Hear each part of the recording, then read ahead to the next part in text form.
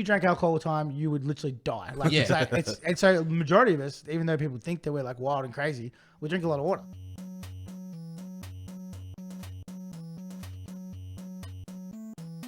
Hold on, No can you start? Because I want to ask. Oh, I've like 10 questions to ask. Okay. So, hey guys, Jamie here with Liam, and we have an old friend of mine. Shit, I've probably known you for 20 years almost. I'm 35. Yeah, probably 20 years. Yeah, maybe longer. I reckon. Yeah. Danny Grant, who is honestly a man that wears a million hats, and has done a lot of things. And we're going to find out more about that. But apparently Liam is literally sitting here dying to start asking questions. Wait, before you say that, funny thing about the hat thing is that I actually have a million hats. Yeah, that's true. You are known for your hats. Yeah, that's a literal million. Yeah. I've got like a whole wall. There's like 4 triple stacked of hats. Like every day I'm like, what hat am I feeling? Oh, man. Yeah. Wait, do you have those ones that you have like you get the hard case so you can take some with you and you're fuck yes, man. Yeah, I wear a lot of hats. I've got the hard case. I got the New Era hard case. Yeah, I love that for shit. traveling. It's good. Good man. Yeah. Hats. Okay, first question. Number 1. Jamie and I recently bought Liquid Death, which was $3.70 a can. Yep. Which is, first of all, is absolute fucking outrage. But you have a competitor for this now. Yes. Yeah, which we can buy in this country potentially soon. So yeah, we kind of started this model up. So it's called Rascal. Yep. It's similar but different. It's similar in the sense that it's a can of water. It's similar in the sense that I guess it kind of looks like a beer, but other than that, that's all where the similarities die. Ours is like, theirs is very much like heavy metal, like being, I guess, objective to the social norm. Ours is more like about like nostalgic and cheekiness, being Australian. Yeah. So like think like water bombs, water fights, bombs, all that sort of shit. So it's very, we're trying to like create this whole kind of thing. It's like when you look back, especially as an Aussie, right? You look back at water, like we have this special, all Aussies have a relationship with it. Like, we're trying to create this brand, Rascal, where it's like, we're all effectively Australians, like larrikins and rascals, if that makes sense. And the whole idea came from the fact that when you drink, say, like a can of beer, so the whole idea is like we have this thing like participate without the hangover. Yeah. So say you walk into a bar, when we came up with the name, actually it was originally called Maniac because we're going to have Tasmania water, so Maniac. Right, yeah. And we're like, no, it's too aggressive. Sort of sounds like Liquid Death, rah, rah. Yeah. Then we were like, kind of going back and forth. And one of the dudes is like, like you want to be able to like get water that looks like a beer and not be judged for it when you're out, right? Yeah. So like participate still, but like be whatever. So that's sort of like what was the biggest motivator for us,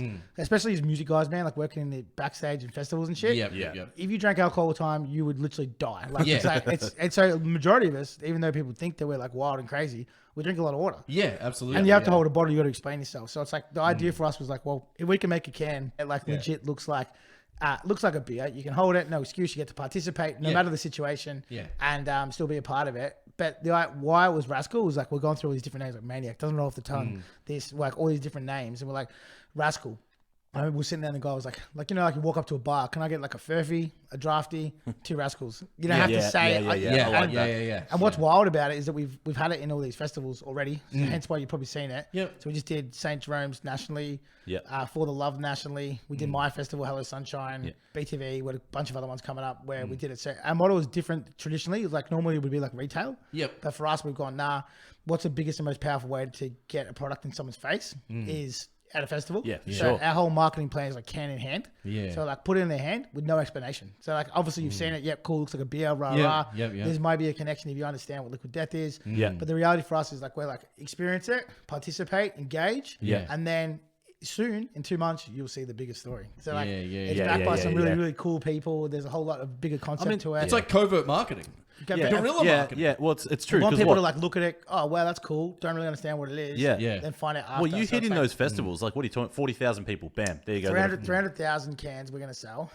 But in a period of 3 months, in over, I think it's like 10 or 15 festivals. But we're doing like, we're talking like Meat Stock to For the Love to Pitch, which is like a Bushdorf. Like, and we're doing St. Jerome's and Hello Sunshine Family Friendly Festival. Like, we're able to do. Well, you can because it's water, right? So at the end of the day, every fucking festival needs it. It doesn't matter what kind of festival they are. That's true. You know what I mean? And every age group of festival. That's the thing. And it's like we were looking through, we're like, all right, cool. So you got kids. The kids are like, oh, cool. I get to hold this thing that looks like a beer, but it's water, right? It's better than drinking a Monster. No offense. And then, hey man, I was a muso and I didn't drink much. And one of my things that I did was when we would go on tour, I would just drink energy drinks all the time because I didn't want to drink alcohol.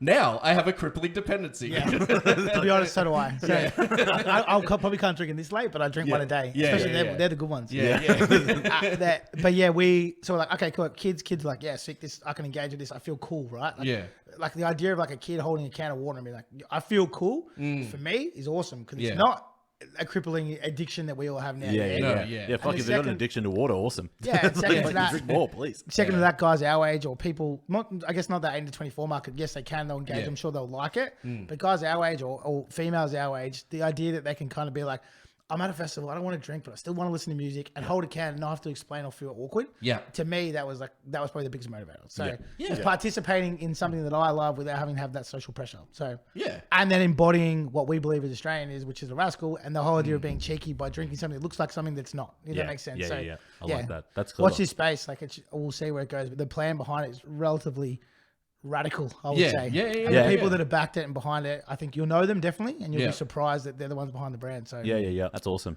Do you have another question? He's going to say who they are now. No, I think we're like exclusively. I think we're like 7 weeks off. Okay, we can wait. We can get you back on in 7 weeks. It's fine. Yeah, absolutely. I mean, that kind of like segues into what you're currently doing. We can talk a bit more about the backstory of where you've been and what you've done. I mean, like I said, we need hours for that. I was talking about it off the mic. But 80 Proof is the baby that you're working with at the moment. Yeah. Where you've got your brands that have come up, G Up being the most recent that we mentioned. Sorry, 80 Proof is the company. Is that like spell that for me? 80. Oh, okay, good. Yeah, because I was like, I thought maybe it was ADY or something. Oh, 80 Proof. Oh, AD Proof. Yeah. Oh, yeah, cool. I like that. But no. It's my gift to you. Yeah. So use that how you want. Basically, the 80 Proof is. Yeah. But even that's probably a story worth brushing over at least. But 80 Proof never would have been my baby if it wasn't for COVID. So traditionally, my backstory was I've worked in events and entertainment for 20 years now, which is wild to say. Managed artists, run record labels, done all this sort of stuff, own nightclubs. That was sort of like my MOU. And then COVID came, kind of like railroaded me. I was sort of sitting at home and like everybody else in my industry, pretty fucked and devastated, I guess. And then I started working in a bottle shop because I was bored basically via a mate. And then I was like, man, these guys are doing the same thing we're doing. Like entertainment and music is effectively selling liquid, right? Like that's how we all make our money. I was like, I reckon I can get my head around this. So we kind of, myself and some like-minded dudes that were also club guys and had worked in breweries, we kind of come up with this concept and we were going to sell it to our friends, and boom, it turned into this huge thing, which is the wet pussy. Now it's stocked every single basically bottle shop except for Dan Murphy's Australia-wide. We've got like something like some stupid amount of bottle shops, like 4,000 or 5,000, thousands of venues. It's wild. Like I'm if you haven't heard of it, you've literally been living under a rock, and that's semi-arrogant thing to say. It smacks you in the face true. when you walk into a bottle shop. I promise you. Yeah, you can't not see it, but it's like that was never my intention. So that was a side business, and as Jamie has known me for a long time, I've always got 20 of them on the side. And it just took over and then it railroaded when I came back to music. It was just like, fuck, like what am I doing? It's just completely changed my mindset. So you're not like a hustle culture guy though, are you? You're just doing it because you want to. No, I'm not one of those dudes that like cold plunges and tells people how to journal. Nah. For me, bro, I don't really know. You're a self-motivator. You're not just like someone who's just swept up in this life. Yeah, you do it because you're like, that's a cool idea. I want to do it. To be fair, it's like even crazy as it sounds, like money's not even my motivator. Like I just like the feeling of like the new excitement of if I don't have like some new thing that blows up, and a lot of people look at me probably thinking, fuck me, like this guy's just always doing something. For me, like that's like my life's too boring otherwise. That's literally your mindset. My motivator is like, fuck, when's the next high? Like how do I get that next high? So I'm like a positive drug addict, if that makes sense. The positivity for me is like I have a win. So for argument's sake, like when I do G-Up, like when we sold $200,000 worth of product in fucking 45 minutes, I'm like, yes, but it's not the money and the figure, it's the planning and the preparation. And then the feeling of the stress and the anxiety that it gives me before when I want to vomit. Then it goes to plan, and then I'm celebrating, and everyone's clapping hands. That is the moment I'm chasing. Even though I'm talking about I'm getting goose pimples, right? It's like, then I'm like, yes, we fucking did it. And I'm like, boys, I love you. Look, and then the next 2 days, like, man, how good was that? And it's like, for me, as people look at me like, man, you just keep going, you're going. But it's like, I'm chasing the next biggest high for me. And it's the same. I'm an adrenaline junkie, and I do dive with sharks, dive, spearfish, jump, do whatever. Like anything to get that natural high. So how you do business is how you do life. But if someone was to be like, dude, I want you to work on this massive project. This is legit, sounds fake, but it's like, we're only working on this massive project. It's going to do this. You're going to get $0. But it's going to be the best thing you've ever worked on. You're going to make a movie. I'd say yes. Like legitimately, I'd be like, yeah. Oh, I'm mad. And then like it could go on for an Oscar. I'd be like, okay, that's enough of a motivator for me. So I'd be like, I'd keep all my money like on the side, and I would happily work on that project for a year without a cent. And I've done it before and other things. Yeah. Because I want to challenge myself, and then I want to get that win and reward at the end. So but that's why it's hard sometimes to give people advice, because for me it's just like, it's definitely personal. I want to give my family and my wife a great life. Like I come from nothing personally, so it's like I don't need much. I actually don't have a lot of toys. Like don't have much jewelry. Don't wear expensive clothes. I don't have an expensive car. Like I could, but I don't, because I just don't need it. That makes sense. But what I want to do is I want to kind of use my money to keep playing. So mine's like travel, investments, experience. Like that's what I care about. So you getting like a 200k payout is like you hitting like your playoff 3-pointer, right? Like it doesn't mean there's not another game afterwards. You're just like, that was you getting that, and then it's like, okay, but there's a game next week as well. Yeah, that's a good way to look at it. Hey, it's a weird, man. What the weird thing about it is like it comes with the stress, right? So it's like every single time. It's weird. This is a weird version. So I used to box competitively, right? Yep. And you train as hard as you can, and then a week beforehand, you think this is the worst fucking thing I've ever signed up for, because I'm literally about to get beaten up potentially in front of a bunch of people. And then you fight, win, lose or draw. You have this overwhelming sense of achievement. You're like, fuck me. Like every single part of my body was saying, don't do this. And I did it, and I got this excitement. Doing this is the same. So I put all your pressure, and I do it. I always go, I'm never going to do that again. And then I put all most pressure on myself. It's all good. Plan, preparation, rah, rah. Last week, I'm like, why the fuck did I do this? I put way too much pressure on myself. I'm losing my mind. I can't sleep, rah, rah, rah. I feel sick. I'm never going to do this again. Then it happens and you win. Most times, not always. But it's like you win, and then you're like, oh my God, I feel so good. You have this natural high. Then you're like, when are we going to do it again? It's like, it's almost unhealthy. It's like crazy as it sounds. I get that. Oh, man. It's true, though, because, I mean, like you touched on, like, for as long as I've known you, that's been you. Like it's just how you've been. And you know, like I have mountains of respect for you for that. Like I think it's awesome, right? You know, like you're someone that I talk of a lot in that respect. I'm like, man, this guy like just has that drive to do the next thing. And I think, like Liam said, it's not that hustle culture. Hustle culture is different. That's different. That's literally, you want to see dollars in your bank account. You want to, you know, you're focusing on that side. Like you said, you're doing it for that rush, which I rate. That's the right way to do stuff. Another weird one is I always think about, like, it's kind of like weird to sort of mention this. I actually said this on another podcast I spoke on not long ago, but it's like, I'm always thinking, right, that I'm writing a book, like a story. So I'm like, man, when I die, I want people to be like watching that video, you know, when he like comes up, and people be like, get fucked. That dude met that guy. Like he ran that. He lived in a castle. What the fuck? Like this can't be real. So, and then I want people for when I die, like my legacy is like, dude, this guy was like out of this world. So like everything, that's the other motivator. I'm like, when I'm doing something, I'm like, man, I want to do this because I want my kids to grow up in this world where they're going to meet Amy Shark and Pierce Brothers and all these massive acts, and we're going to travel and rah. It's like the money's a secondary thing, which is great, but it's not about that. It's about this story that I'm writing that no one probably is ever going to read because it's in my head that I care about so much more. And so it's like, I've always been like I know I'm going to die. So I'm always like, well, I'm going to die. So I've got to like, I might as well be doing this shit straight away. So I feel like most people wake up and go, we'll wait for tomorrow. Tomorrow, I'm like, nah, fuck that. Like, I've only got 30 more years left. Like, I've got to write as many more chapters as I possibly can. And so, but I don't know. It sounds like a crazy thing, but even what I'm doing now, everyone's like, this is wild. Probably the biggest thing you've done, 100%. But it's like, I see like the next 3-4 years. And then after that, I want to do way more crazy shit. And I don't even say it, but I'm like, I want to like direct a movie, win awards there, maybe do whatever. Like, I've got so many weird goals, man. Like, I'd manage artists. I want one of them to win an ARIA, but I can't give that proper focus to get it done. Like, I want to do things that just like anything that I thought I could possibly would be impossible. Like, I want to do that. I guess that's your curse, right? Is that because you do want to do so much, it is hard for you to just go, all right, blinkers on. This is one focus. Let's get this thing done. Well, I'm actually getting better at it now. So it's like I was like that for the first 10 years of my career. Now I'm sort of good at being like, cool, 2 things. That's it. Finish them. Next thing, and 2 things. Next thing. Bang. I don't think it's so much crazy as much as it is ballsy. You have something within you that I don't have. Wired completely different. I'm the same. In a way that I definitely try to be the best at the things I do day to day. I really want people to think of me as someone who is competent at what they do, and I take a lot of pride in anything that I do. Right, but I'm not brave enough to take that step or those steps that you're taking now to like move away from this project and go to the next one and then just delve deep into that project. And there's something about the way that your head's wired that is giving you that like payout at the end of the day. That is just, it's pushing you over that threshold of where the average person would be scared to do that. Really. Yeah. It's admirable if you really think about it. It's a good thing, man. Like, I would love to go out on a limb and just put everything I can into like a project. Like me, Jamie, like we have ideas together. Yeah, every fucking day of the week, we've got a new fucking idea for things that we want to do. But at the end of the day, neither of us are fucking have the balls to do it. Man, we're in a good spot with our day jobs. We've got kids. I got a good pay rate.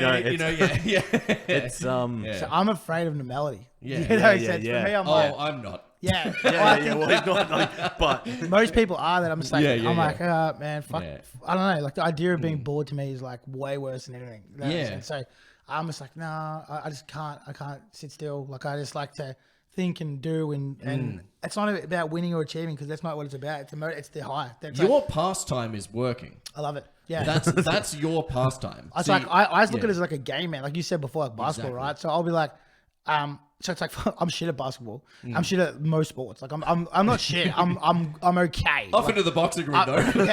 Even then, bro. Strap up. Yeah. I feel like the only reason why I'll be rated as good at boxing is again because most people are scared to get punched in the face. Yeah. True. Yeah. So I kind of automatically get put into a position because I can receive and give without being afraid. So it's like it's probably a bit of a cheat code on that one, but I love it.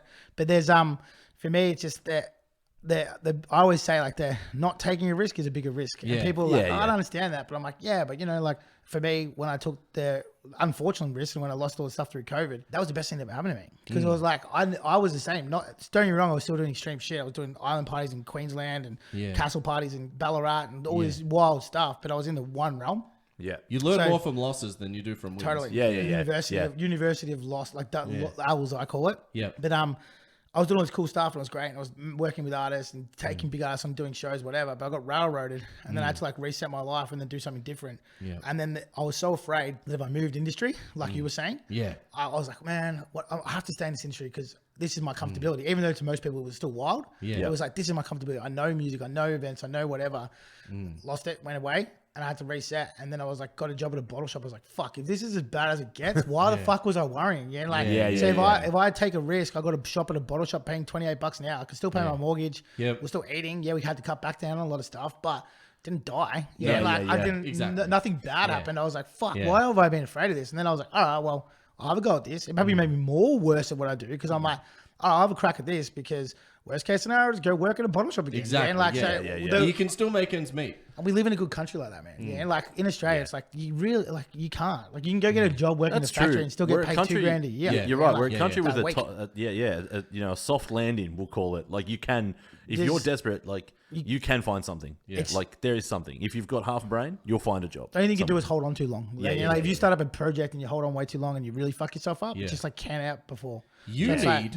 You need someone like me to work for you. I've got a lot of stability people around me that I have safety. No. But I mean, you need like a PA. You need someone who is just a fucking regular run-of-the-mill person who can still match your energy, and you need to like lock onto them for your life. Right. my guys that work for me, I've got like a select team, right? So there's like I'll shout them out, like Matt Bull, Clay Thal, Carla Paduano. These guys they work with me. Love these dudes to death. Like they're my people, right? They've all worked for me for like a decade. These boys, they call it OT no pay, working for me, right? So it's like, because it doesn't matter if it's 11 o'clock or 8 p.m. or 5 o'clock in the morning, I call them with a harebrained idea. We're going to do it right now. Yeah. And so, no sanctity. Yeah. So I think they kind of, thank God, they appreciate it and love me, and even their partners get it. Yeah. But they're along for the ride. Yeah. And so, and it's all risk and reward. They're probably more, less likely to want the risk, if that makes sense, opposed to me. Yeah. But at the same time, they seem to enjoy the journey that we go on together constantly, geared by my craziness. But one thing I was going to say before, but I didn't mention it, is that it comes at a cost, right? Like, everyone looks and goes, oh, wow, amazing, that's motivating, whatever. But like my missus, man, like she's so supportive of what I do. But like, it's fucking hard for her sometimes. She's got this dude who's like, I'm going to create this thing and I'm just going to sell over this and then fucking blah, blah, blah. And if one thing is not exciting enough for like 3 weeks, I'm like, let's pack up and move to San Francisco because I want to do this and rah, rah. So for her, she's got to live with this dude who's like a roller coaster. Yeah. And if I'm not it's almost like she has to pick what the best extreme is. So it's like, he's being extreme in business and he's not turning his laptop off to midnight. Yeah. Well, at least he's not talking about trying to uproot our family and move to South America. True. Yeah. It comes at a cost sometimes. Yeah, because she's like, okay, where are we? Like, what school are we going to send the kids to? Like, Whereas I'm like, no, I was working it out. Like, yeah. Which, like, to be fair, you probably could, but I can see where, like. And, you know, my wife, she has ADHD as well, but it affects her in a different way to you. It more so paralyzes her in a stasis where if you mention something that you're interested in, and let's say she worked for you, right? And you said, I want to do this project. You come back to her in a week, she would know every possible thing. Hyper-focus. Possibly, exactly. So she's literally the opposite. Your counter in the way that she will hyper-focus. No, I do get it. Stasis, though. You can break out of that. Well, I get it, but it's for like random shit that's not relevant, like NFTs, man. Like, I spent like 6 weeks. We've all been there. I spent like 6 weeks like obsessed, and I was doing like on those what were those forums called again? Do you know the forums they used to have? Discords. Oh, yeah. I was spending like 48 hours, like almost straight on these Discords, like whitelisting. Getting all this stuff. And then I was like 6 weeks later, I was like, whoa, what the hell did I just do? Man? Like, and I was like, my whole life revolved around. So it does happen to me too. So you didn't lose too much, did you? Nah, because I kind of like won a little. So I wasn't playing that much, but I sort of like, basically I sort of put in, I don't know, let's say 10. Yeah. I made 10. I took out 10. Yeah. I lost 10 effectively. That makes sense. Yeah. I kind of double zero. But in saying that, the 10 that I turned in was Ethereum, and now it's down by like 60%. So I did lose money, but not from like the NFT directly. Yeah. Not a crippling amount. I got a few friends who got like sucked into like just crypto in general. It's a hard one. Yeah. Crypto is unmediated stock market. But I saw some crazy shit on it. I saw one time there was this one that called like rugs. Yeah. So this dude was like moderating for like 6 weeks. He was like, I was on it like trying to whitelist. Yeah. And like whitelisting is like you get guaranteed spot. It's like a pre-register. You have to work for it. And this dude just like boom locked the page, and it was like click now to access this thing, and everyone was like buying it, and it was like $500,000 he did because everyone was like didn't know that it was like a scam. And this guy had been working, so they trusted him for like weeks and weeks and weeks. And he stole $500,000 in like a matter of 15 minutes. Yeah, peace out, yo. And there's nothing they could do. Like nothing they could do. Yeah. And I was like, fuck. Wow. Yeah. Unmediated, man. I like the idea of having like an open source currency, but it's hard, you know, because shit like that happens. I even, like, as bad as it is, I like loved it. I was like, fuck, that's like a modern day bank robbery, right? And then I'm sitting there like in my head like, that's a crazy ass story. Like that, no one's ever going to be able to celebrate. This dude just took $500,000 from this project in 10 seconds. Like he's a modern day fucking Ned Kelly. You actually have gets no credit. You have access to a lot of people that could actually do pump and dumps, right? Yeah, exactly. Like, Possibly. Maybe I will. No. We'll edit that out. Joking. I mean, we go back. So talking about, you know, risks has obviously been a big thing. Something I attended was Hello Sunshine in my native Scoresby, which hit a heartstring with me. I got emotional when Amy Shark came out on stage. I was like to my wife, my wife really enjoys Amy Shark, and my girls were dancing around. But to me, it was more so an act of her size at Caribbean Gardens in Scoresby was just fucking bonkers to me. Because, I mean, as I said, I think, like years ago, I even tried helping you out at one point when you were starting the idea. So I know how long you've been working on that. 14 years. Yeah. Which is bonkers. Wow. Yeah. So to see it come to fruition. And man, I'm not just saying it because you're in front of me. Really fucking well-run festival. Like, from my standpoint, like it was nuts. I was talking to Peter and Brian just before. He's a friend that we grew up with. And he was like, dude, I'm like, you actually, like, I don't really pump my own tires a lot. And I was like, bro, you missed out. Like, it was fucking sick. Yeah. And I was was great. I was super proud of that. Like, I traditionally, I'm one of my, like anybody, I'm my world's biggest critic. I'm like, fuck, we could have done that better. Yeah. I legit think we got it 95% right. I've got twin girls, 3-year-old girls, right? And like, I'm sweating going there. I'm like, this is just going to be a fucking day. Yeah. And like, not an issue at all. Yeah. Enjoyed it. Got in the gates nice and well. We had the reserve lawn tickets. Great, cool, chilled. Like, had a spot on a picnic rug. Fucking great, man. Like, honestly, food trucks lines weren't bad. There's plenty of them. Like, everything was readily available and just so well thought out. And the acts were great. Like, that was the top off of the day. It was just, it was awesome. Yeah, I'm really proud of that. I would actually say it's probably one of the most proudest things I've ever done. And I was like, again, it goes back to what you said. 14 years ago, did this thing, went and approached them. I was so young. Thank God they said no. They were like, nah. So I remember I went to like Miscy Higgins and shit back then. It was the same concept, no different. Like, it was that same concept. And they're like, nah. Oh, they didn't say no. The guy was just like, yeah, I'm going to let the grocer do a set too. And rah, rah. I'm like, no, like, it's got to be like this. Like, this is what it's got to be. This is my idea. So we've got to play it out. And then I went back again. I did a food truck carnival there, which was super successful too. But like, I was like kind of modeled it up, but it wasn't, it was a good event, but I wasn't super proud of it. That makes sense. Yeah. And then I kind of mentioned this, and then they went back and asked. They said no again. And then because I was like worried about music and the market image and rah rah. Then I did this little beach bar thing with them, which was a tiny little project, and it only ran for like 2-3 weeks because COVID hit. Yeah, that's right. I remember that. Yeah. And, Jamie told me about that. We were going to go. Yeah, literally. And then never really got any momentum. It was like on top of that was Melbourne, so it like rained the first 3 weeks. It was but probably up for Melbourne there. COVID probably did us a favor. But then my mate came to me, Kieran Dole, who's another guy I grew up with. We all grew up with in the era. And he was like, he was kind of involved in the original things. It was actually a guy that he was working with at the time, but so he knew about what we were trying to achieve or do. Yeah. And he was like, man, I want to do a festival with you. And I was like, yeah, like same, because we've kind of grown up together. He actually kind of worked under me. Yeah. And I was like, yeah, same. But I'm like, bro, if I'm going to do a festival, I don't want to do a music one, dance one, whatever. Like, I'm like, I want to do something that's going to last for like 20 years. Yeah. And he's like, I reckon I can get access to Caribbean. They'll obviously trust you. You've worked with them before. He's like, let's do it together. So, and credit to him, and he'll probably never listen to this, but if he does, awesome. They don't need me. So the guys that I worked with, they did not need me on this project. Does that make sense? So they got me involved because of our relationship long lasting, and they obviously respect me, which I fucking rate. Not really totally sure why, but they work with your friends. Adam Sandler does it, right? Yeah, sure. But he just like I did a lot of the creative stuff, which maybe that's where he felt I needed. So I kind of did the name. All the branding and stuff was sort of myself. Had a lot to do with the planning and whatnot, and obviously understood the space really well. So I guess there was some probably merit to it. But regardless, he chose to work with me because we have an existing relationship, right? Yeah. So we did do this thing, and then they said yes. So it was a dream, literally a dream come true. So we're like, all right, man. So we went and picked out, curated the lineup, all that sort of stuff, and then we put like just so much time and thought and effort, and like all the things like, can you bring chairs? How the areas go? What the lineup looked like, how many food trucks there was, so what the lines would be like, the activations that people could do, and like all this sort of stuff, like market stalls. We even curated them. Even the food trucks, I don't even notice this, but they were like very specific. They were like top of the range. Like it wasn't just like old made burgers and hot dogs. It was legit, Argentinian burgers, Greek food, food. Like it was good food. It was God well bless curated. Australia.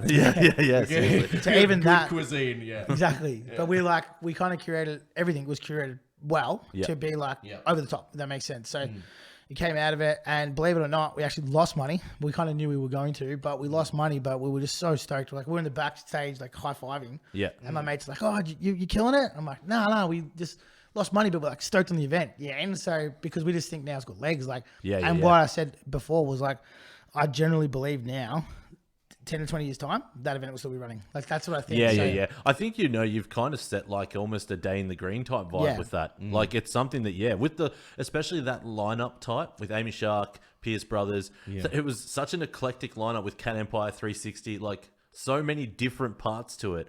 But funnily enough, the audience held. And it was like everyone knew a song or something from almost all of them. So it was enough to keep them there the whole day. That's because the way that people listen to music is inherently changed over the last 15 years. Now people don't get like pigeonholed into, I listen to this genre of music and only that. People are listening to a broader range of music per person. And when you put on something like that, you get those eclectic mixes where people are like, oh, actually, like I really like 360. Oh, and also Amy Shark. When I tell you the mastermind idea, you'll be like, So the model was pop star, 10-year hit act. So like effectively everything, and that's going to be the continuity what we did. So what made, in my opinion, so successful is that traditionally festivals go for 18 to 24. Or sorry, I'll probably say 28. And then they skip 28 to 45 because we've got kids and apparently we're not relevant. And then they go again. So right, they go from 45 to 60. So we were sort of like, well, there's got to be a market there. Like there's all these humongous of people, and like people love music. Like we were the biggest festival goers probably of all time. Like we broke all the records everywhere. That's true. So like we can create a festival that speaks to these people from the age of 30 to 45 and that they can bring their kids to and enjoy that music, then we think we're onto something. Dude, that was sorry, just on your point, that is a fucking good point, because you think, right, we were the generation of Summer Days, Big Day Out. Stereosonic. Stereosonic. Big one. Just like the amount of festivals that existed and had thumping crowds. They're huge. During our age group, because we're all that age, really, like around that mid-30s age. So it's like, That's a fucking really good point. Like, it's almost the forgotten generation now, like for festivals. Because in the past that marketing would have been true, and that's been taught to people ongoing. But now, the reason why people are scared about it is to do with the drinking. So it's like effectively when you do a festival, you make all your money on the bar. Yeah. So 18 to 30, they drink copious amounts because they have no responsibility. They've got cash. Yeah, true. 45 to 70, kids no longer live at home. They've got copious amounts of cash because they work a lot, so they spend heaps of money on booze. 30 to 45. We've got to pay for mortgages. We've got to pay for kids. We can't traditionally afford it, but we proved them wrong because we gave all these different ways for people to buy, be it food, be it rides, be it all these different. So rather than being like, hey, we're just going to say drinks, we're going to say drinks, great experience, try to keep you there, even the way we created the way the lineup was, and we're going to give you all these other experiences you can spend money on if you like. And we caught him in our net. So we got our head spent up high. Like it was as good as, not as good as like 18 and 24, but it was not far off. And it was because we, as you said, really thought about it, and it was every single thing you went through, like however you walk past, it was all designed for that.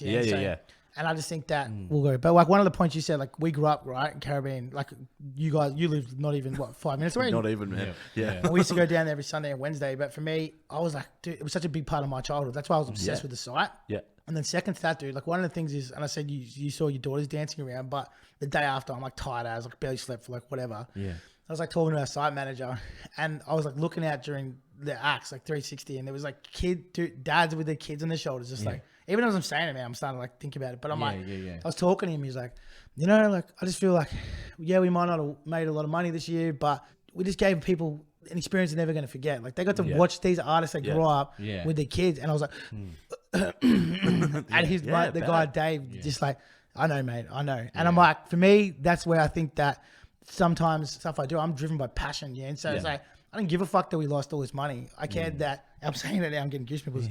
I cared that I created a memory that these 10,000 people are going to remember. Like for me, music is so important. As Jamie knows, I've grown up with it. For me to be able to experience the thing that I love with my kids, fucking how awesome is that? 100%. And that's not like marketing bullshit. That's legit, man. Like for me, I've taken my kids in. When I started this project, I was like, I didn't need to do it. Like I had 80 proof, which was popping off ridiculously. And so I did this project legit because I wanted to create this lifestyle for my family.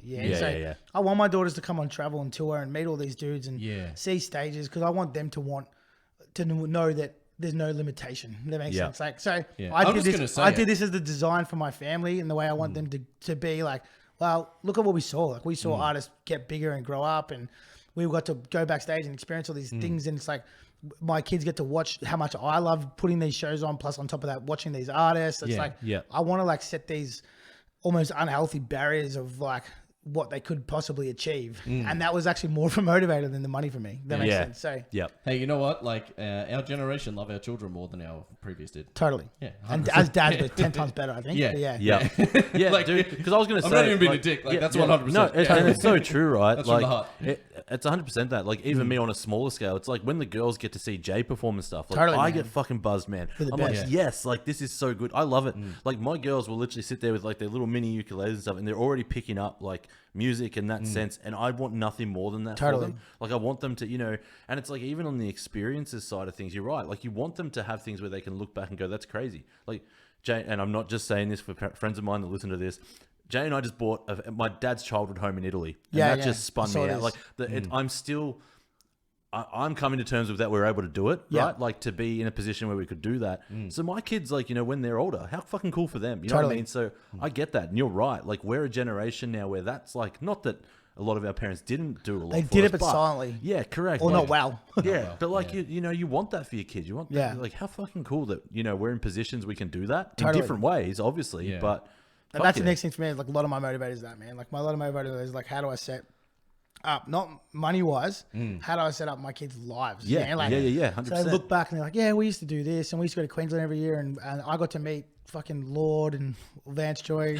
I don't know why I'm saying them names, but like people like that. Yeah. And there's not that he's got those lined up. And there's I hope he does. There's so we're like, I want him to do that stuff, but like even like the other day I'm driving, my daughter's got this fake band called the Rosie Rock Pops. But she's obviously created that because she's seen Yeah. Well, I do. Yeah. And so I have friends they've all got parts in this fake band, and I made them like a logo and I sent it to them, and I'm like, she's creating this what in my opinion was like escapism from how I grew up with her friends, because she's seen that it's possible. And I'm just like, I want to continue to encourage that. Oh man, like 100%. Like I said, with like my girls, that they run around, they walk around the house singing, making up songs. You hear them in, like at bedtime and stuff, and like, what are you doing? I'm making songs like Mummy, Dad, and I'm like, that's awesome. Like I like, well, keep going. Like, I think a lot of dudes, especially when you're music guys, like I feel like even my mates, a lot of them are tradies and like not necessarily sport guys, but they're another breed, right? They're like, footy. So it's like I'm trying to create those dads that are like screaming from the sideline, like kick that ball, son. Like hope he plays in the AFL. It's to make what I'm doing not sound so strange is that I'm doing that for music. I'm sort of like going like, well, I want my daughters to not even necessarily do that, but it's like I want them to be able to experience it at least. And so it's like same as these dudes who go drive their sons and they commit all their lives to being, or daughters even, in netball or sport or whatever. It's like same thing. Just my one's not sport, which is I guess more normalized, if that makes sense. So, 100%. That's a good way to put it. I noticed at the event you didn't have that guy that chipped my PlayStation 1. Who's that? He was at the back. He gave me some DVDs too. Oh god, burnt DVDs. Those The are R4 days, card. hey? I just remember having like your CD case with all your burnt games in it and stuff. And then you had the guy with the Pokemon cards, and they had like stats on them that were way too high, so you couldn't actually use them in a game. I remember they used to sell knives, marijuana necklaces, and bogs. So there was a point in my life. Family-friendly market, man. Family-friendly fucking market. Water decanters. Just next to the the Dutch pancakes. But even that space, like we were saying, like nostalgically, regardless. Like as I was a kid, my grandparents used to take me there. Then as I was older, I used to go there and buy Fubu or whatever, get my PlayStation chips. And it's like for people who live in the Southeast, like nostalgically, everyone's got a story, right? So like now the next one is our kids are gonna grow up being like, man, I remember I saw 360 with my dad. One other thing before we move on to something else, because I want to keep talking about this, but an experience that motivated me to do it was I went and saw AC/DC with my dad, right? So I don't not like AC/DC. Everyone likes them, but I would never have gone to his concert otherwise. And I got free tickets, so I took my dad, and he was pretty stoked. And my old man was like at the concert, and he's like doing the old like devil's up. He's like, and I was like watching it, and I was like, fucking awesome. Like, my dad is loving this, and that was G'ing me up more than the band. Now I'm like love AC/DC, because every time I listen to AC/DC, I think about how much my dad was loving that band. And so in that sense, for me, it's like if I can show someone something they're never going to forget. Or it's almost like I was saying before, like I'm worried about dying writing this story, but I'm also want to like write people's story. And like I want to create these things. So it's like when they grow up, it's like, man, I love 360, and now my son and I watched him together. I really want that too, which I know is a weird thing, but that's another really big motivation. I don't think it's weird. Even when I did the Berwick Food Truck kind of up here, like the reason why I did it, I was like, I live here, I want to make my area more interesting. And people, like I said, it's like a weird motivator, but I'm like, if I'm going to live here, I want it to be the sickest area ever. So I was like making all these events and doing all this shit. The Moonlight Cinemas. I had the Moonlight Cinemas too. Yeah. I did the club. So I was like, I was doing all this shit. Like I want to make the area that I live in the best, because like I live here. So I want to wear this on my like sleeve. And so, and again, it's a strange motivator, but that was sort of like what it was. No, that's fair. 100%. I don't think that's bad reason at all. No, neither. To be honest. It's just a bit strange to try and explain. But now you want to live here. No, I don't think it's weird at all. And, you know, it is, I mean, obviously we got 3 dads in the room, so it's kind of hard not to talk about it and dwell on it. Yeah, totally. You think about your kids a lot, and you think about what you want to do with them and stuff like that. So, I get that. It's like you want to set up a legacy for your kids to look back on. Totally. And, like, you know, they've got that, like, storybook, which will be well documented as well because of the age that we live in as well. So, you know, it'll just be this documented record, and they'll be able to pull up stuff like years after you're gone, and they'll be like, "Oh, fuck, you know, like, do you guys remember Instagram? Look at this archive." Like, and I found all even this podcasts. shit that, like, half the reason why I say yes to podcasts, because I'm like, well, if I die, like at least my kids. I know it sounds like a weird thing. They can listen to me talk about stuff. Yeah, man. That's it. They can hear your voice. Yeah, and like writing, I do a lot of writing. I used to. I've been a bit lazy the last sort of 2-3 years, and I don't know if you've ever seen it, but I think I'm pretty good at it. But I used to do that same thing, man. I was like, I want to leave that because it never dies. Like those words never die. Yeah. And I'll keep them, print them, do whatever. So it's like down the track, my kids might read these things I've written. Yeah. And so I've got this like even when I was a kid, man, I used to like cut my nails, which is weird because I found about DNA. Like you know, like saber-tooth tigers and stuff, they bury up. Yeah. I used to purposely like take them outside and throw them outside, which is weird. But I used to be like, hopefully someone finds them one day. Yeah. So I was like, that's easily the weirdest thing you've said. Yeah. Even as a kid, I do stuff like leave my hair outside because I was trying to leave a legacy in the ground. Yeah. And so it's like it's been this weird motivator forever. I was going to say, what an interesting thing to be into as well. Like literally, your mind has just been geared that way since I was a kid. Long. Yeah. I used to always do it. Like if I lost a tooth, I'd throw it out. Be like, someone will find that one day, and then they'll like be able to like remember me from that. I mean, it's like the weird motivator, but yeah. Yeah. I'd kill a man for a therapist to go through your head and just tell me what the results are. I paid a lot, believe me. Yeah. As I said, it doesn't come without a cost. Yeah. Hey, the self journey requires therapy. That's what I say. Anyway. Yeah. But fuck, man, that's really interesting because you and I seem to be stressed about time, but for completely different reasons. I'm really stressed about time and the amount of time I have in a day because I want to do my pastimes and see things and absorb stuff. And you're like stressed by time in a way that you have to get as much done as humanly possible. Yeah, every minute. Yeah. You and I are very polar opposite in that regard. I'm not saying that like a bad thing. I'm just saying that like in general, like you are just a doer, you know? I think that that's the best part about humanity is everyone's different. Exactly. So if everyone was the same, it'd be a fucking boring world. No, true. Exactly. Yeah, 100%. I always have people be like, man, you just collect weirdos. And I'm like, yeah, I know. I love it. Takes I'm all like types, that. man. The It more, takes all types. Yeah, that's it. I'm like, the weirder the people are, the better. Like they're Yeah. I just love weirdos. Yeah, people that just aren't the same. It's like they're eclectic. They do something strange. They're funny. They're this, they're that, whatever. The weirder, the better. Man, it's like, discussion with a mate recently. I won't mention him because he hides this deep, dark secret. It's not even that bad, right? I'm going to tell you what it is. Right. But I won't name him. I'm going to say who it is if I know.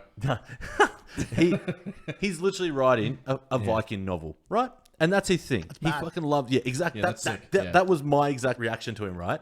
Cool. He keeps it. It's honestly like he's in the closet. Like that is what it's like for him. Just because kind of what you touched on, a lot of his mates, jock mates, footy mates, isn't that? He's like, nah, man. Like he goes, you get it. You're a nerd. You're into games and stuff. He goes, but the others, they're not gonna like accept it. Like, and I'm like, man, who fucking cares? Like you just said, be weird, be into whatever the fuck you want.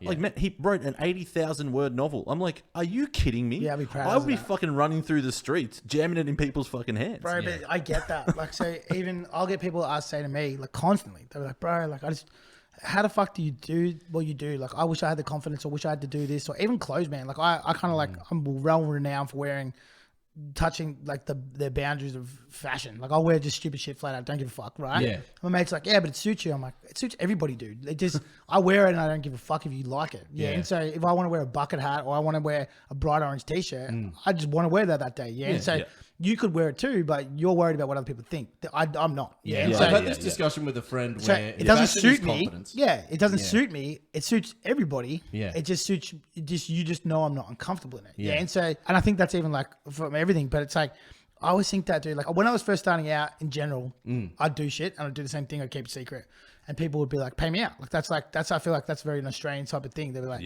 what's he doing? And I see it all the time. Like for argument's sake, a friend of ours started YouTube, right? So he's not doing it anymore, maybe because of this. And people were like, he did it, and he was like, credit to him, he was having a crack at it. Yeah.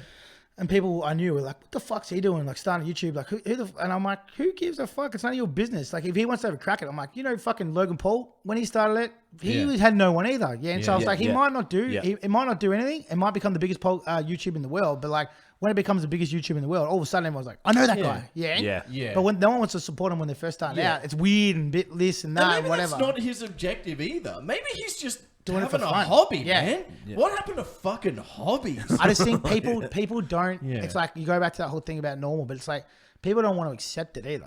So it's like as soon as someone does something that's a little bit out there, everyone's like paying them out until they succeed, and then everyone wants to brag about knowing them. Yeah, and like, so that's the biggest thing is like a challenge. Is like a lot of people be like, yeah, no, I want to do this, I want to do that. I'm like, just do it. Like, yeah, my mates pay me out though. It's like, I understand that, but who gives a fuck? Like, at the end of the day, like, would you want to be boring for the rest of your life, or do you want to like do what you want to do? Like, you want to write a Viking novel, then write a fucking Viking novel. Oh man, like I go through waves even with the podcasting. Now I think I've come around that corner. Yeah, and that's why I've got Liam back in here. I've got the other boys when we do episodes with them, G and Andrew, because I'm like, fuck it. I want to do a podcast. Yeah, I'm going to commit, because there's been so many instances I've started them, done 2-3 episodes, and be like, oh nah. Like even you, I've reached out to over the years, and like, I'm going to get you on. I'm going to get you on, and never happens. And I'm like, no, you know what? Fuck it. Like I'm going to commit because it's something I want to do because I fucking enjoy it. And you know what? Like you said, if it fucking takes off, good. Yeehaw. If it doesn't, you had a mad time doing it. Yeah. You know what I mean? Like, I've got so much shit I want to do, dude. Like, and the weirdest thing is for me, like, I'm in a weird position where I'll be like, like I said before, I want to write a movie and win a fucking film award. And people look at me and go, yeah, you're probably going to do that. Yeah, I know now. You've almost passed that point. But if one of my mates said it, people are like, what the fuck's that guy going to do?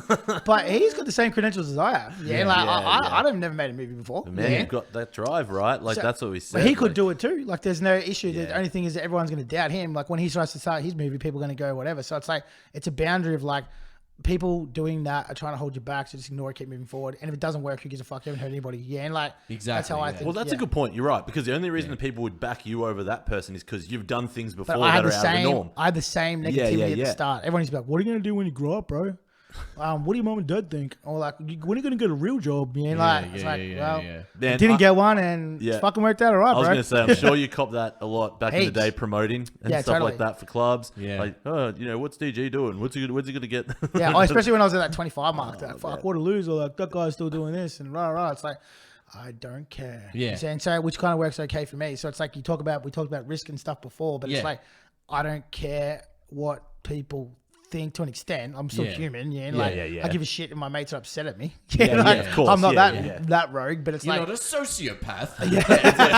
But I don't care if I make a movie and people don't like want to pay me out for it. I'm just like, oh well, like it didn't work. Like, see, this is you're going to breach something that is like, I was talking to someone about this recently, where you're going from being a consumer to a creator. Yeah. And when you become a creator, you can't look at it as a consumer anymore. You're no longer in this camp.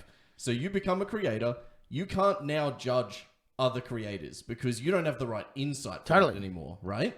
Yeah. So and sometimes you can't understand it. Yeah. So I'll look at stuff, man, and I'll be like, I do not get that. But it's got 100,000 plays. Like, we're working with a group at the moment, this vodka called Ugly. Yeah. I don't get the brand. I never could have created it. But these guys created an event called Pitch, which is like arguably the coolest and biggest event in Australia now. Right? Yeah. And the brand to me makes 0 sense. Yeah. But it fucking is proven. The proof is in the pudding. Yeah. And so even though I classify myself as a creative, I like to think I'm really good at it. Yeah.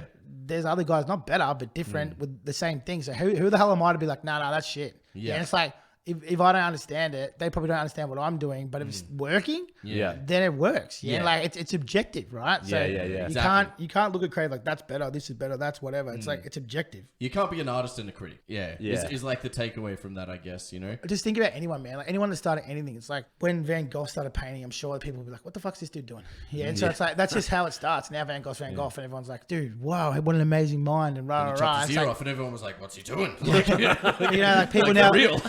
I went to that exhibition and I was like mind blown by it. I was like, wow, this dude's this crazy eclectic guy who like had all these dramas. When he was doing it, no doubt people in his family were like, what's Miscy up to? Like, he's a fucking weirdo. He's living this thing, painting this shit. No one got it, and now everyone gets it. And it's like, oh, cool, because Vincent Van Gogh. But he would have gone through the same period where people were like, what is he doing? Yeah, and like he started off his shit, his whatever. So it's like, it's all you can't. You just got to keep doing it. Like you got to, if that's your driver, you want to create some form of legacy, movie, video, music, do whatever.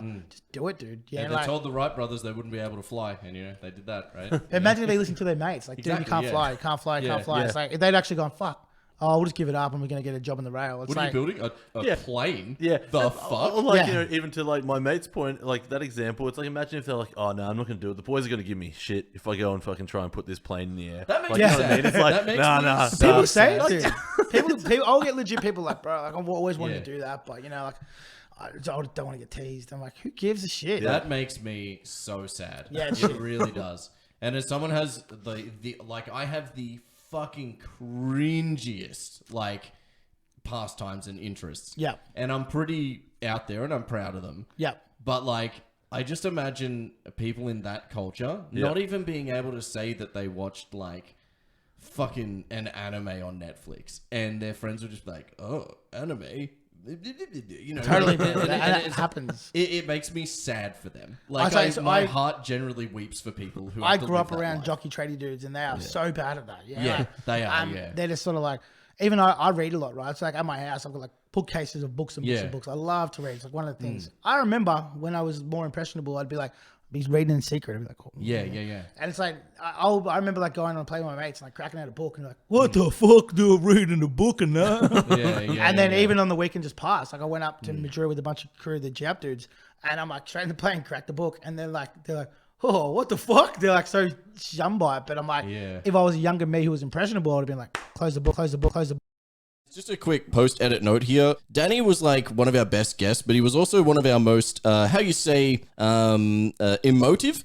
And he basically bashed the table so much that our dongle fell out, and now our sound is a little bit weird from here on out. But his interview was so good that we wanted to, keep the episode and put the rest in. So the audio is going to be a little bit iffy from here, but the rest of the episode is still pretty good. So please enjoy. All right, bye. Kind of similar, I guess, in sense to myself that he sort of like runs his own race. Yeah. He owns Sexpo. So Yeah. He does all the rites of passage. Yes, I know who. Tattoo Expo, whatever. But he was saying to me the other day, we're having like a powwow, just talking shit like we are now, I guess. Yeah. And he's like, bro, that the corporates hate us because they can't. Back in the day, you had to go to uni to like learn how to become a thing, and you had to fit in their box. And he's like, now us guys with no expertise, learn from YouTube and experience and culturally, whatever, we're the ones dominating. So he's like, all the winners in our age group, tattooed, doing what the fuck they want, dyed hair, this, that. And he's like, now they're going to buy us. He's like, they're going to buy us because they don't understand us. Education We've gone from being, say 20 years ago, those guys were like criminals or like whatever because they couldn't fit into normal standards. Yeah. Whereas now we're celebrated and these corporate guys are watching on thinking, how we've lost touch now. And because we're able to continue to move forward and create YouTube. Like anyone can. Like you look at like YouTube's more watched than fucking Netflix. Anyone can make a TV show right now. Anyone can make a podcast. Well, anyone can make a music and put it up on SoundCloud. 100%. Like some of the biggest rappers in the world, Post Malone, Justin Bieber was found on YouTube, Post Malone was found on SoundCloud. And so it's like you don't need these boundaries are getting broken every day. So I think it's becoming more and more acceptable, which I fucking love because I want my kids to like, I want to make melodic pop, funk, techno, future funk. Go for it. And like there's probably an audience for it now because we're so well connected too. Education system definitely needs to change though. Totally, it's and hard. And I feel like it doesn't matter what you know anymore. It matters how quickly you can find information, which is way more valuable than someone who knows a lot about something. You can just get someone who is adept at finding the information for whatever they need to. Way more valuable. And if they teach that in schools, they would be able to basically take all subject matter and just condense it into one thing or just a couple of subcategories. Like you would have a medical category. Obviously there are jobs where you need that, which like doctor is obviously one. Like if you're going to become a doctor, like obviously that's really important. But there's a lot of jobs out there. But I don't know why there's different degrees for business and marketing. Just do business and marketing. Condense it all together, and just like... Even that, bro, like as bad as it is, no one I know who's got a degree in business and marketing is doing what I'm doing. So all the guys I'm working with, they're 19-year-old entrepreneurs. Dude, I'm not degree qualified. I told you, like my day job, I'm a national marketing manager. It's like, and it's the same thing, right? It's kind of what leads. It moves too fast now to learn it. It's like to learn. I actually did marketing for a year. But it's like, dude, I went and taught a friend before how to use Facebook ads, and I haven't used it for fucking 2 months. And I was like, where's that new button? How can you teach somebody how to use a course and some shit that changes every 3 months? It's so outdated. Like I would never, as bad as it is, hire someone that came out of uni as a marketing role. I'd just be like, oh, you learn cool structures, but you don't know how to run Facebook ads, and you don't understand copy and what people are looking for. You can't make content. And why the fuck would I hire you? And you know what? It comes down to what Liam said. Like a lot of the reason that I got into the role I've got now is because of my ability to work shit out and find information on it. Like it's one of like the strengths I'd have, right? Like if you pulled me up in an interview and said, "What's a strength?" It'd be that. Like you give me a problem you're having, I'll find a way to piece that together and fix it. And fix it because that's it. Like that's the way my brain's built, right? Like my real brain. Like you said just before, Liam, there's like the access to info. So it's like, say, in 20 years ago, you're like, oh, okay, what's your problem?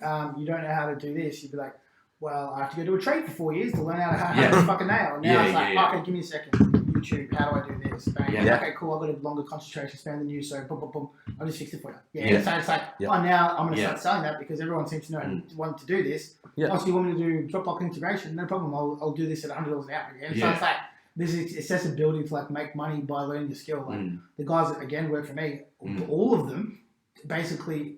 So he's self-trained. So my designer, Matt Paul, big butt man, he learned how to fucking use Photoshop and Illustrator on YouTube.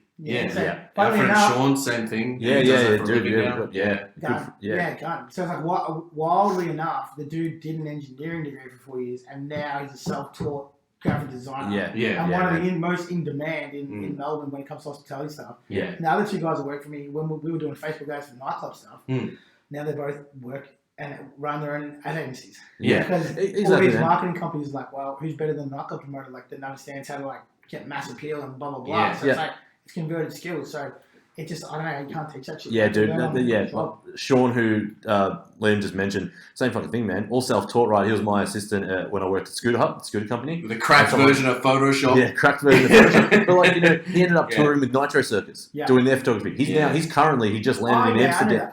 Yeah, you did too, actually. Moved to Goldie, Yes, that's it. Yeah. Like, he just fucking landed in Amsterdam today, touring with the Muso over there. It's like, you know what I mean? Like, it's just self-taught, but he was good at it. And the thing is, like, you go, I want to do this kind of fucking music video. He's never done it before. He's like, cool, I'll work it out. I'll watch 500 YouTube videos and Google search 100,000. All my friends are like self-taught. Another guy I work with, Jake Busser, he's a legend. He's now, in my opinion, one of the best live shooters in the music game.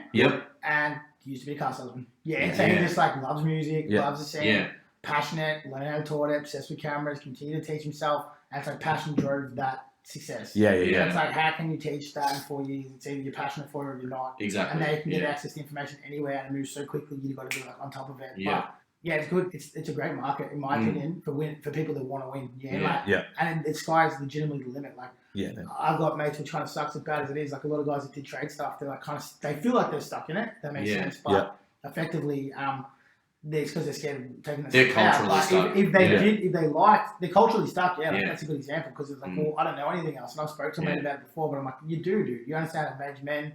You understand how to build things. You understand construction. I'm like, they're transferable skills. You just don't understand because you're stuck in this like bubble that is very, very old school. But everybody else isn't in it anymore. Dude, I literally had this discussion today with another mate of ours, and I was like, same kind of thing. He's like, oh, I'm going to look for a new job. And it's like, yeah, okay, well, what are you going to look for? He's like, oh, I don't know. Like, I should probably stick to what I'm doing now. And it's like, no. Man, you look at every, industry switch. Cover the fucking job, like the job title when you're looking at Seek. And just fucking look at what's in that ad and go, oh, I could do that. I could do that. And you'll surprise yourself. Trade thing, unfortunately, it literally is exactly the same as it was in the 80s. Like, and even I've, like, being around it, they fucking talk to each other the same. Like, they say shit that you can't say anymore. Dude, tradies are millennial boomers. They're carbon copies of the previous generation. But it's unfortunate because that's like a culture thing they get stuck in. They're like, they can't see their way out of it. But it's like everybody else in the provisionary, which I've had conversations with mates that say, like, it's corporates are switching jobs and careers and working for car sales and working for ANZ. And then you've got all these creators that are doing photos on the side, but they're also running Facebook marketing agency ads and It's like, there's not that ability to switch and change. It's like it's even within their once again culturally, right? It's even like if you work for a big commercial company as a tradie and then you move into the office, that's even like, oh, look at you, mate, pen pusher now. It's like you can't even ruin your body or you bloody quit, you can't even like make that switch within like and look, don't have a broken back, as Danny mentioned, we've got a lot of mates that are tradies and stuff, and I love you all,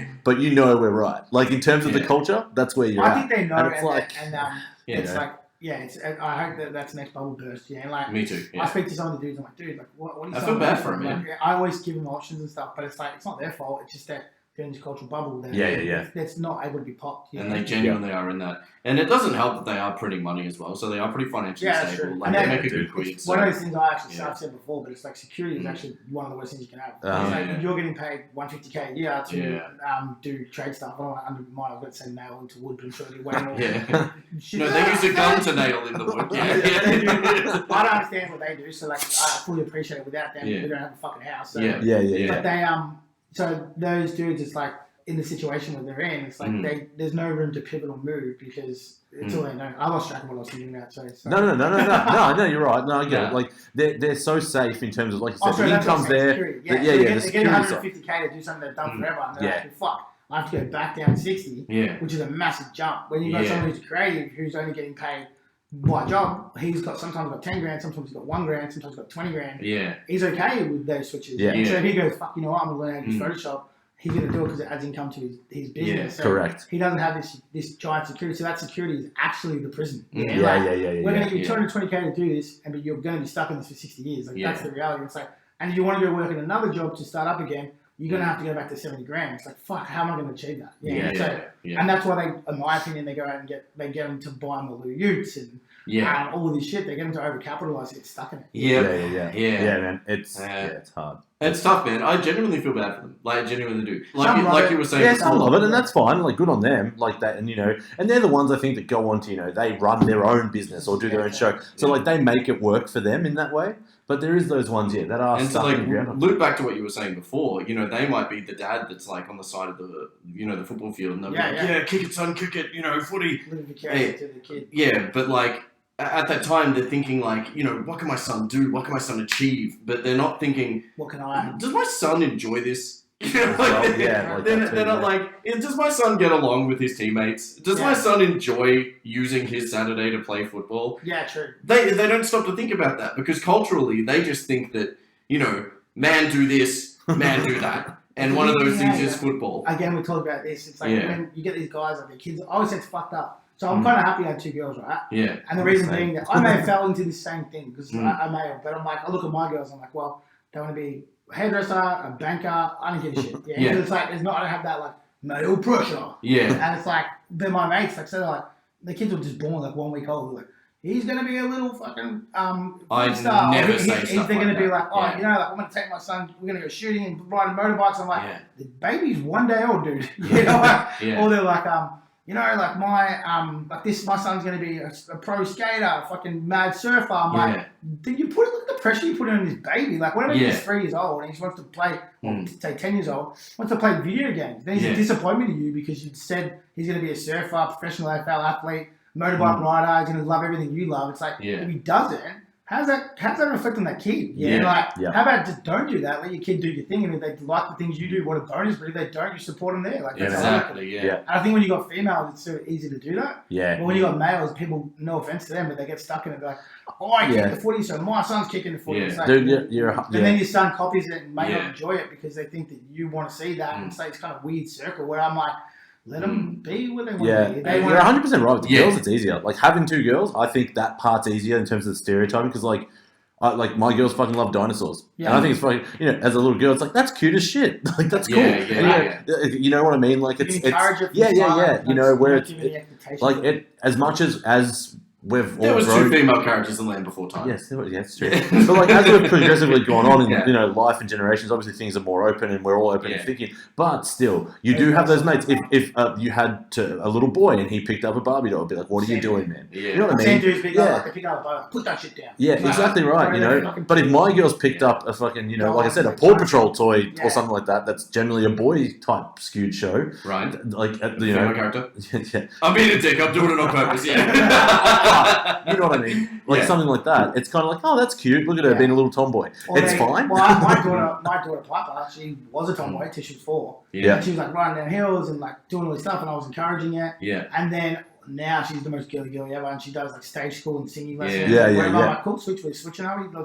She pivoted. So I might follow this and she makeup and boys and rah. But I'm just like, I don't know, man. I just find that even like family, they'll be like, when he grows up and plays AFL, I'm like, don't do that. Don't do that. Like, it's like a form of fucking abuse. Like, it is. It's terrible. The kids are not. You're making out this kid's gonna be super eccentric and do all this stuff, but it's like if you're conservative and you've gone on and made all these pictures in your brain that don't exist because the kid's still forming your personality. Like, what damage is that gonna have? How about just enjoy the kid and whatever they do, switch and pivot with, and then encourage them and then see how it goes. But like, if my daughters wanted to become gun netball players, even though I don't really like sport. I watch them. I love exactly. Them, Like, my daughters want to become singers, I'll be right outside the stage running shows with them. Whatever they decide to do is like, they'll probably get the middle ground. Even if they want to be a hairdresser or like a lash technician, whatever. It's like, whatever they want to do, awesome. As long as they're happy. Doing it. And as long as I'm supporting them. That's the important thing, because when I had a kid, the only thing I cared about, the only thing in my head that I thought was, when I'm raising this kid, all I want him to be is happy. Totally. I only want and safe him to be happy. Yep. That's like a thing. That's a given. But well, yeah, I grew up. Like it sounds like a crazy thing. It's like I grew up in a not safe family. So even the thing I talk about my highs and ups and downs. I come up with the mum who was a drug addict. We can trade stories, my man. My mum passed away from drug addiction effectively and all that stuff. But it's like I grew up feeling not safe sometimes. So the most important thing for my daughters are support them, have them happy, but make sure they're safe. So it's like, not when I say safe as in like, I'm going to bash boogeyman, like as in like, legitimately, I want them to feel safe in my house. Like, for sure. Safe watching movies, safe on a Sunday, like not having these things where they ever go, fuck, you might get hurt. Can I get to hospital? Like, can my parents, are they sober enough to be able to call someone if something goes wrong? I don't want them to have that feeling. So, but again, it goes back to what you said, we're better parents now. We're like, you don't see it as often. Like back when I was growing up, everyone's families were fucked up. It's more like you were a winner if they weren't. I didn't realize it was so common because I would hide my home life because I was like I was really embarrassed and shamed of like what my home life was like because you know when people would come over to, or if someone came over to my house and they would see like the bong on the table and you know maybe my parents had done speed recently, like you know, I don't know. Because you don't know that your friends are also in that same boat, right? Because everyone sort of hides that, and it's like that sort of bit of shame. As a kid, man, like I know you've gone through it, but it's like I think that I'm like I used to hide that stuff, not want them to say it. But my parents were probably like, "They're too young to know." But I wasn't, man. I can remember them kicking on when I was like 5. And waking up and running out and still awake, and I'm like, I don't want my kids to ever have a memory like that. Like, or even if they piece it together 20 years down the track and go, fuck, that's why they were awake. So for me it was the abuse. Like I was definitely a lot of child abuse when I was young and like well into like even my teenage years if I'm being honest. But like now when I think about what it takes to like hit my child, I can't imagine what goes through what would have gone through their head. Like that's the thing. Yeah, exactly, right? Because like when I think about physically hitting my child, like, it seems ridiculous. Not to make excuses for them, but if I look back at my mum, my dad, whatever, there's fucked up parts of their life. And the other thing too is we go back again, like the masculinity thing we're talking about, like dudes being like, my son's got to play AFL. You're going to the office, you fucking dog. And like that shit is. Like, I don't believe in necessarily toxic masculinity, but that is toxic masculinity. It is, Where it's like, but those dudes, like even my old man, like, I can tell he wants love. But he doesn't even know how to get it or express it. And it's not because of him. It's and how sad is that? He grew up in. And it's also too the way his dad was and how they grew up. So it's like, we're breaking those boundaries. Us guys that went through what we did, we're the ones breaking those boundaries. Like, I'm grabbing my male friends' kids and being like, love you, bud. That didn't happen. I said to my wife, when am I going to stop kissing my son? You know, like, probably never. Like, I don't know. Growing up, it's like, I feel like that was like a term that was deemed as like a male saying that. Like, like I remember my grandpa was holding my daughter, like kissing her or whatever, and he was like, so weird. Like, because they were just like rocking up, kids with this hair sort of thing. And now we're kind of figuring it out because we went through it. Not her. We went through it and we're like, all right, sweet, well, how did that make us feel? Really shit. Let's not do it again. And so, and we've got access to information, kind of full circle. What we're talking about this whole fucking time. Exactly. That's for sure. Yeah, that previous generation, man, they really fucked some shit because every fucking one of us. Every fucking one of us needs therapy, and I mean that. If you're listening to this and you have not had therapy, go and get therapy. You actually do need it, even though you think you don't. You might be high functioning. Totally. It goes back with like tradies again. Like, a lot of them drink a lot. And then I'm like, I'm feeling a bit like, get therapy. Like, no. I'm like, dude, like you had a broken arm. Just get therapy. It's like, it's not girly. Like, you literally go there and work on yourself to get better. If you refuse to do it, you're going to fuck up everybody else around you. It's like, it's not a badge of honor. It's actually a badge of weakness not to do it. Exactly, like, you can't invest in time in yourself, then how do you expect to, like, I don't know. It's just such a dumb thing. I don't understand how the fuck anybody is worried about going to get therapy. Like, it's you got to know about yourself before you can learn about others. And really, really take them in. And it's so important that, man, if you could just convince tradies to go to therapy instead of having an Are You Okay day. Stop giving them fucking polos with rainbow shit on them. Just get them to go to therapy, man. Like, they would be so much better off. But they probably go once and then be like, fuck, that's not what I thought it was. I don't know what the fuck they think it is. They must think there's some dude sitting there, like, in the chair, like, Yeah. I don't know what they think it is. Yeah. It's like they're so scared of it. It's like the guy, if you literally stand there, for people that don't know, and they say like, oh, how you feeling? Oh, a bit shit actually. Why? You answer the questions. It's like you legitimately figuring out and it's helping you along. Yeah. It's like, they're not saying like, oh, maybe your mother didn't love you. Like that shit you see in the movie does not exist. No. It's, like, it's more like you're like, you know what? I've been feeling like this, but maybe it's because my mum didn't love me. They're like, well, maybe that's the case, and maybe these things that did this, and how do we fix that? Yeah, and it's like maybe we can stem these things to create better memories, or blah blah blah. It's solutions to a problem that you've figured out, you've got. Yeah, It's like, they're not sitting there fixing it for you. They're not judging you. And that's the other part too, right? You can sit there and talk about shit you've never told anyone. Yeah, for sure. Or even sit there with your missus and your kid, be like, fuck, I'm a bit stressed because I'm the number one breadwinner and I don't have time to do this and da da da. It's like I don't want to say it to my wife because she gets angry. And so it's like, and then fuck me, it feels good afterwards. That pent up emotion when you feel ashamed or embarrassed or you're scared to say something, and when you actually physically say it out loud, is like a fucking taking a Valium. It's like boom, straight away. So and it's like that takes a real man to be able to do that, in my opinion. Yeah, for sure, man. I remember when I did some therapy sessions and stuff probably years ago, early 20s. I reckon for me it was because, Italian household. Like my parents were pretty chill though, right? But they still lacked that understanding. Honestly, even a bit, I think, just language barrier-wise. Like my mum and dad, if you speak to them, you can't tell there's a language barrier, but there is that lack of understanding sometimes. Yeah. So it was just like I needed to go see someone outside that family just to get, like you said, the stuff out of my mind and off my chest. Because it was just like, who the fuck do I talk to about this? Like, my family aren't even going to get it. Especially that young 20s age. Mates. Yeah. Now I'm good with my friends because you've had a few dudes have breakdowns, whatever. I'll say, I'm trying to normalize this thing in my group at the moment where I'm like, love you, man. I hug my friends now. So I'm like, oh, come here, I'll give you a hug. And so I'm trying to break them. Yeah, we're big huggers. We are crew, we're huggers. Well, funnily enough, I hang around a lot of multicultural dudes from music stuff that I do. Yeah. Samoans, Indians, Africans, they all fucking hug each other. They get around that shit, man. Big time. Wild. And then I remember white mates and they like stick their hand out like, g'day, bloke. Oh, there you go. Fucking shit up, mate. Not on my watch. Man, these dudes are like, bro, you alright? You good? Yeah. You want something to eat? Like, how you feeling? Like, they're so emotionally more connected than us. Yeah. And then I'm like, fuck this. Like, hanging out with them, I love that. And then I'm like, well, I'm going to do it to my mates. Like, the dudes I hang out with, this is a guy called Melbourne that I've met. She's got a tattoo over his face, ex-bikie, blah, blah, blah. Yeah. Literally on the phone to his mates, bro. After he finished, like, oh, I love you, bro. Yeah. It's like, say goodbye. Like, and then they got this support now because of these great guys. Yeah. It's like, do I love my mates? Fucking oath I do. I love them probably more than my family sometimes. Why am I afraid to tell them that? Why are they afraid to tell me that? I know they love me, but it's this weird thing, right? So it's like, I don't know, I want to normalize that shit. That's another thing I'm trying to do. Yeah. Sure, man. We'll support it. Like, fuck yeah. But it's almost like, I think we need to wrap up, which is sad. Hold on, I got one more question. I got one more question. It's less of a question, more of a project for Danny. This is my new vision for Danny. So I a while ago, I think I remember reading this, but there were people who were like Olympic grade athletes, and they were hiring not trainers, they were hiring people like therapists and business owners to come and talk to them about their training, because when you're at the elite, right?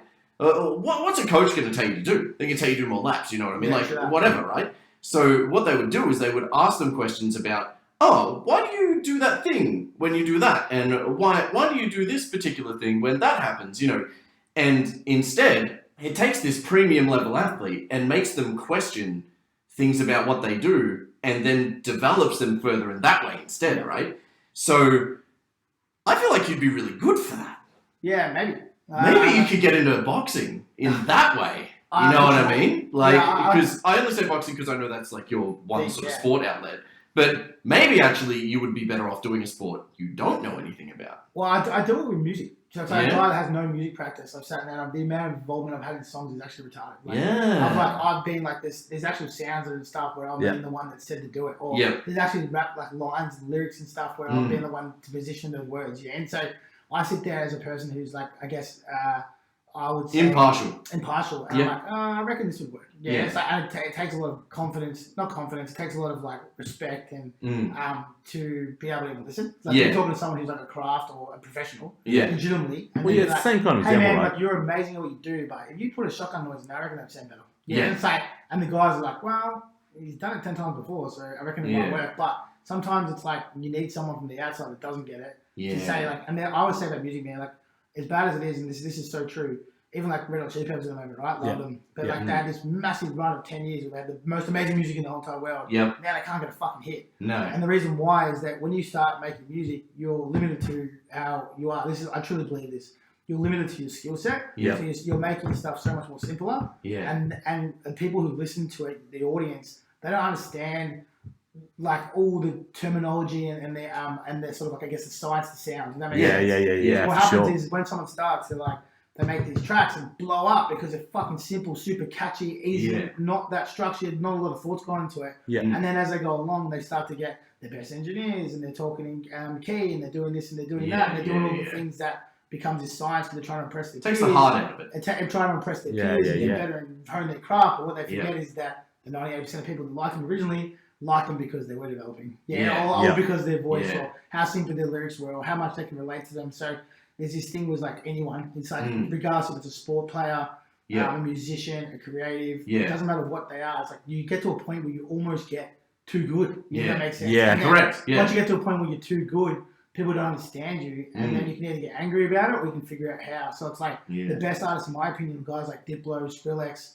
Fred again, like all these dudes that are like hit makers. They've made hundreds of fucking hits. What there's difference between them and everybody else is that they understand that first part. They understand how to not overcomplicate something, be the scientist of sound, and be able to still make music that people who commonly don't make music can understand. That makes sense. I don't remember his name. There's a guy who's got like thousands of co-writes. He's Swedish. And like he just has the formula for pop songs. Like he's just renowned. There's heaps of them, man. And